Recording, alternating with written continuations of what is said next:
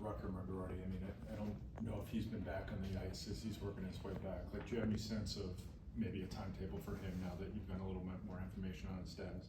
No, he's continuing on in terms of the plan that was set out for him, and so that plan has continued, and nothing's really changed. I think it's just got to take it. A lot of these guys, you're taking it a day at a time. No update right now in terms of anything other than his recovery plan is continuing to move forward.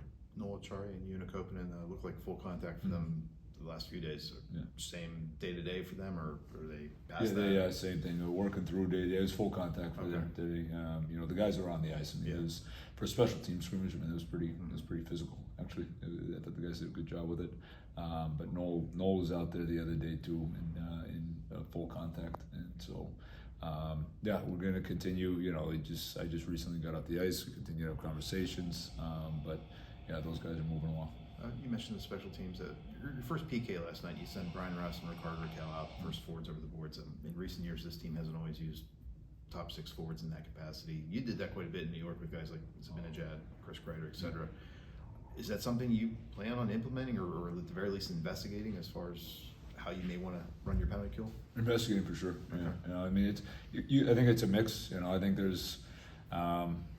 You can make an argument on both sides. At the end, it's just finding the right fits. There is something you want everybody as much as you can, when possible. You like to have different players have different roles and responsibilities that they take pride in. That's important. That's a piece of it.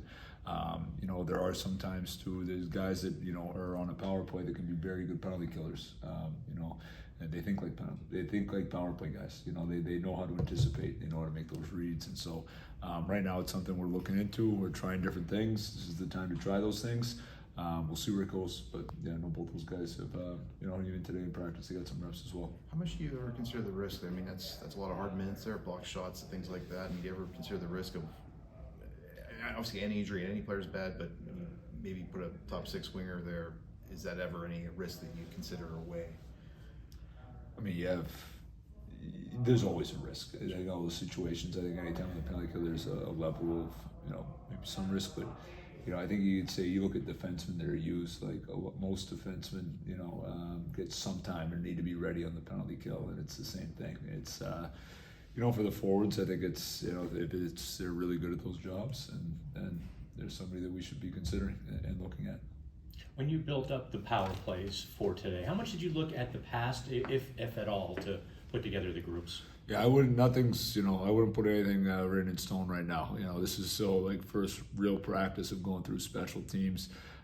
You definitely look at things like, chemistry that's been there in the past, guys that have worked together.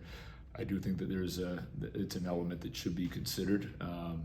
And so it was a starting point today. You had a lot of guys that were getting out there in power play situations, basically, 4 units worth. And there's probably some guys too that weren't going out there that, at some point, could be considered as well. And so for today, this was about, putting guys in those situations, putting them in, what most of the practice was 5-on-4 and 4-on-5, and then, a little bit of 6-on-5, 5-on-6 there at the end.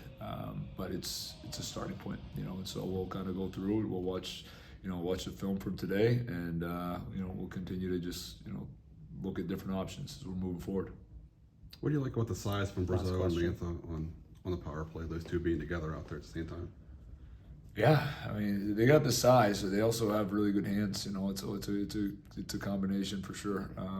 Something to look at. I thought those guys have looked good. I mean, it's when you got big bodies like that, they can also, they just take up that kind of room, and what they're able to do around the net and in the slot. But at the same time, they can both make plays too, and they can make plays under pressure. So that's one of the reasons we want to see them there. And it's a good combination. Thanks, Coach. Thanks, Dave. Thanks.